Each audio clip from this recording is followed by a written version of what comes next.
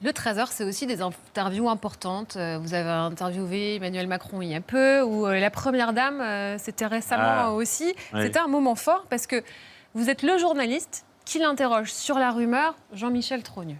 Oui. Vous menez un combat contre le cyberharcèlement, on le sait, dont vous-même êtes régulièrement victime.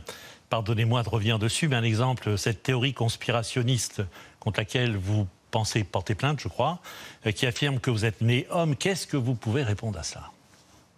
Là, bien évidemment, c'est un mensonge. Mais bon. Vous avez hésité à lui poser la question? Alors, oui, mais il faut connaître la coulisse. Madame Macron déteste la télé et l'interview télé. Elle les déteste être en plateau. Bon. Son mari lui avait dit « n'aie pas trop peur parce que c'est pas un roquet ».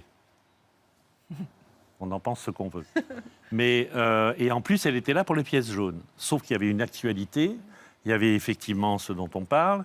Il y avait aussi son mari dont on attendait sa candidature à la réélection.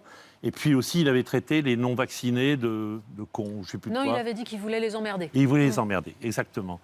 Et donc, je suis allé la voir en loge pour essayer de la détendre un petit peu au profit de l'interview. Et puis, je lui ai dit, vous savez, le Touquet, c'est chez moi aussi, etc. Vous savez, la boulangerie, machin. Ah ouais, mais c'est bon. Pour essayer vraiment de la détendre.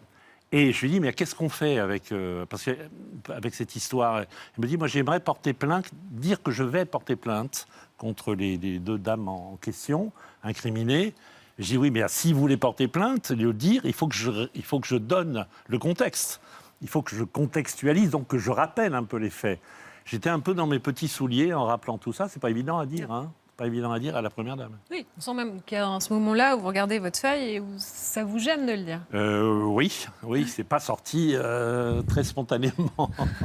On aime aussi... Et dire, je me suis fait insulter. Hein. Ouais. Ah, monsieur, jamais plus je ne regarderai votre journal. Je n'imaginais pas que vous puissiez être quelqu'un d'aussi tordu. Enfin, bon, Ils sont revenus depuis, hein, ceux qui ont dit qu'ils ne regarderaient plus.